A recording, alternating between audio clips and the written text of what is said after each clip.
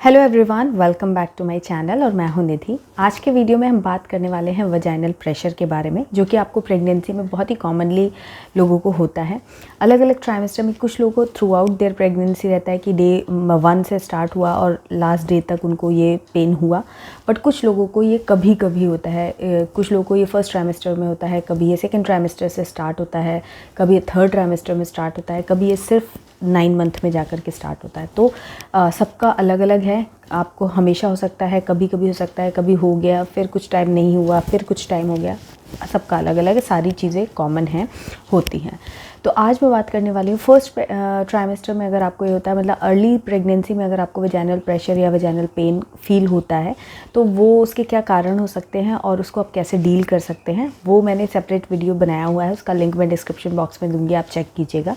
But अगर आपको second trimester या थर्ड ट्राइमेस्टर में इस तरीके का कोई पेन हो रहा है अराउंड द वजाइनल एरिया, तो आपको क्या करना चाहिए और इसके क्या कारण हो सकते हैं, घबराने की बात है कि नहीं, वो सब कुछ आज के वीडियो में हम डिस्कस करेंगे on the basis of my own experience, because मेरा खुद का भी सेकंड प्रेगनेंसी चल रहा है।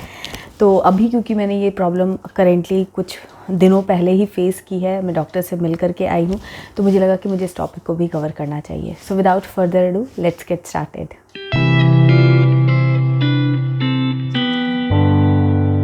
आज के वीडियो में हम बात करने वाले हैं वजाइनल प्रेशर या वजाइनल पेन के बारे में। तो देखिए, वजाइनल प्रेशर या पेन जो कि प्रेगनेंसी में होता है, वो दो कारणों से हो सकता है।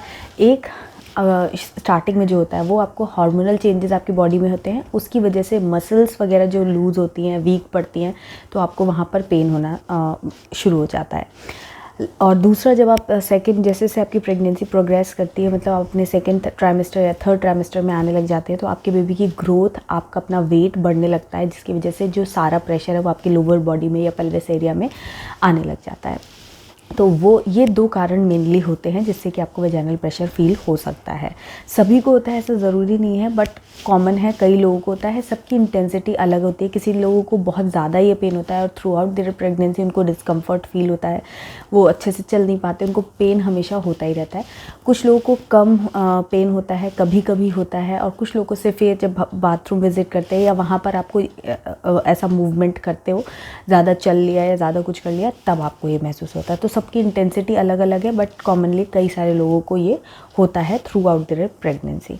इसका एक और कारण ये भी हो सकता है कि आपकी प्रेगनेंसी जो है वो सेकेंड या थर्ड प्रेगनेंसी अगर है, तो उसमें भी आपको वजाइनल प्रेशर फील हो सकता है। ऐसा हो सकता है कि आपको फर्स्ट प्रेगनेंसी में ये प्रॉब्लम नहीं आई हो, लेकिन आपको सेकेंड या जो भी नेक्स्ट प्रेगनेंसी है उसमें आपको ये फील हो सकता है, क्योंकि जब आप एक बार बेबी डिलीवर करते हो तो आपका जो पेल्विक एरिया है वहाँ पर थोड़ी सी वीकनेस आती है, जिसकी वजह से ये पेल्विक एरिया अगर आपका वीक है तो वहाँ पर आपको प्रेशर ज़्यादा महसूस होगा, पेन ज़्यादा महसूस होगा। तो फर्स्ट प्रेगनेंसी में हो सकता है आपको ना हुआ हो, लेकिन सेकंड प्रेगनेंसी में आपको ये पेन की प्रॉब्लम हो सके। जैसे मेरे साथ है, मेरे को फर्स्ट प्रेगनेंसी में नहीं हुआ था, बट सेकंड में हो रहा है, तो उसका कारण ये भी एक हो सकता है कि मेरा सेकंड प्रेगनेंसी है, तो मेरा वो जो एरिया है, क्योंकि मैं एक बार बेबी डिलीवर कर चुकी हूँ, तो पेल्विक एरिया में थोड़ी वीकनेस आ जाती है।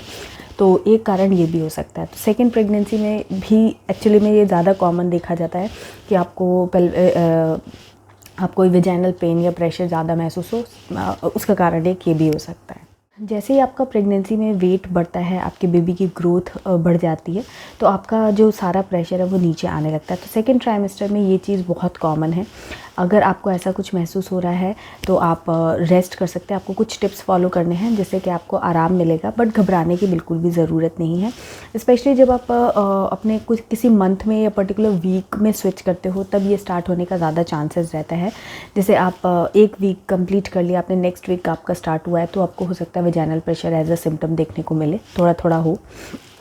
कभी कभी होता है सेकंड, जैसे अभी मुझे रिसेंटली जो हुआ था वो मेरा 7 मंथ जैसे ही स्टार्ट हुआ, उसके 1-2 दिन बाद मुझे वजाइनल प्रेशर फील होने लग गया। तो मेरे डॉक्टर ने मुझे बताया यही कि कभी कभी जब मंथ चेंज होता है, ट्राइमेस्टर चेंज होता है या वीक्स चेंज होते हैं, तो उसमें इस तरीके के सिम्टम्स देखने को मिल सकते हैं। तो घबराने की कोई ज़रूरत नहीं है, कॉमन है, नॉर्मल है।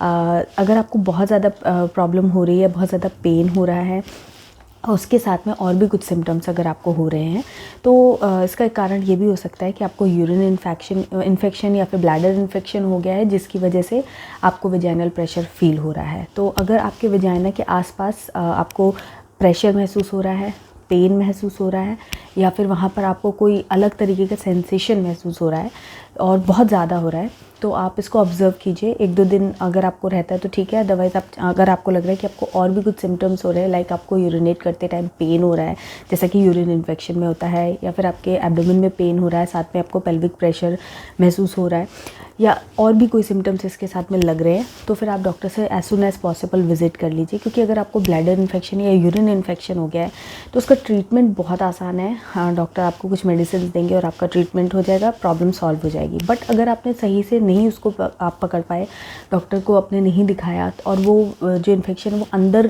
फैल गया आपके, तो फिर वो बेबी को भी हार्म कर सकता है, आपको भी हार्म कर सकता है। तो इसीलिए ऑब्ज़र्व करना बहुत ज़रूरी है। जैसे जैसे आपकी प्रेगनेंसी बढ़ती है तो सिम्टम्स और जो भी चेंजेस होते हैं बॉडी में, हर टाइम कुछ ना कुछ चेंजेस होते ही रहते हैं, तो वो चेंजेस को प्रॉपर्ली ऑब्ज़र्व करना और उसके बारे में अवेयर होना बहुत ज़रूरी है। तो जैसे ही मुझे ये पेन बहुत ज़्यादा महसूस होने लगा, मुझे 2-3 दिन हो रहा था, हल्का हल्का हो रहा था, बट 2-3 दिन में मुझे काफ़ी ज़्यादा होने लगा और उसके साथ में मुझे 2-3 और भी सिम्टम्स देखने को मिले।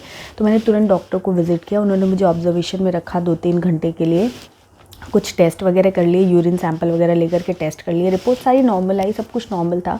लेकिन अगर नहीं है नॉर्मल, मतलब अगर इन्फेक्शन हुआ है तो उसको पकड़ना राइट टाइम पे बहुत ज़रूरी है। अगर राइट टाइम पे पकड़ लिया तो कोई प्रॉब्लम नहीं है। अगर वो चीज़ नहीं पकड़ में आई और वो फैल गई, सीवियर हो गई, तो फिर कॉम्प्लिकेशंस आ सकते हैं, बेबी को इन्फेक्शन हो सकता है या और भी अदर तरीके की प्रॉब्लम्स हो सकती हैं। तो इसीलिए अगर आपको सेकेंड ट्राइमेस्टर या थर्ड ट्राइमेस्टर मतलब 8 मंथ तक के वेजाइनल प्रेशर या पेन होता है तो आप इन चीज़ों का ध्यान रखें। अब जैसे आपको पेन होता है तो आप क्या कर सकते हो, उस पर भी बात कर लेते हैं। सबसे पहली चीज़ कि आपको रेस्ट करना है। लेफ़्ट करवट पे लेट करके आपको अच्छे से रेस्ट करना, अंडर रेस्ट नहीं होना है। ये चीज़ का आपको ध्यान रखना है। अगर आप कीगल एक्सरसाइजेस करना जानते हो अच्छे से तो आप कुछ टाइम कीगल एक्सरसाइजेज दिन में थोड़े थोड़े इंटरवल्स पे कर सकते हो, एक साथ बहुत ज़्यादा नहीं करना है। और बहुत ज़्यादा जैसे जब आपको पेन ज़्यादा होता है तो बहुत ज़्यादा चढ़ना उतरना या प्रेशर वाले काम आपको नहीं करने हैं।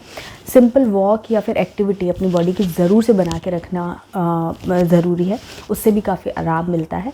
तो वो चीज़ मतलब वॉक करिए या और भी आप अपने घर में एक्टिव रहिए। आपको आलस नहीं करना है, सोते नहीं रहना है, बट अंडर रेस्ट भी नहीं रहना है। तो इसीलिए रेस्ट और एक्टिविटी इन दोनों में कंफ्यूज मत होना। रेस्ट भी करना है और एक्टिविटी भी रखनी है अपनी बॉडी में, उससे काफ़ी हेल्प मिलती है।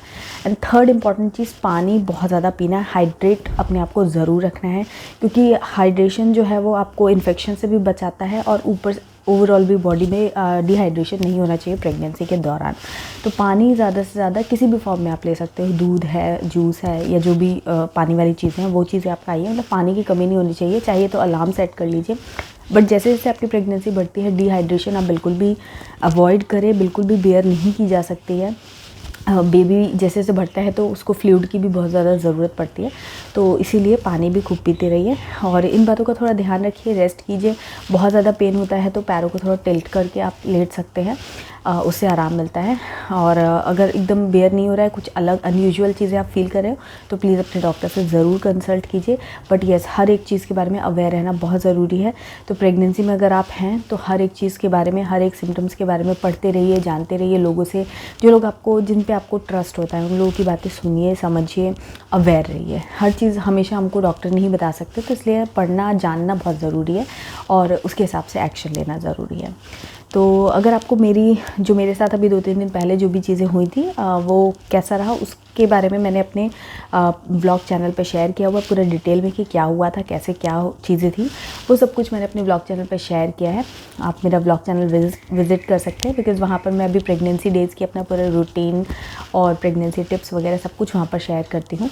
तो आप मेरा वो चैनल भी सब्सक्राइब कर सकते हैं, उसका लिंक भी डिस्क्रिप्शन बॉक्स में है। अगर आपको चाहिए तो मैं कमेंट में भी आपको दे दूँगी। आप मेरा वो चैनल भी विज़िट कीजिए और इस चैनल को भी सब्सक्राइब करके बेल आइकन ज़रूर प्रेस कीजिए, क्योंकि मैं यहाँ पर इसी तरीके की इन्फॉर्मेटिव वीडियो शेयर करने की पूरी कोशिश करती हूँ। एंड इंस्टाग्राम पे मुझे फॉलो ज़रूर कर लीजिएगा, वहाँ पर भी मैं कुछ चीज़ें शेयर करती हूँ जिसमें आपको मज़ा आएगा। ये वीडियो पसंद आया तो लाइक, कमेंट और शेयर ज़रूर करना। मैं मिलती हूँ आपसे एक नए इंटरेस्टिंग वीडियो के साथ, तब तक के लिए bye bye and take care.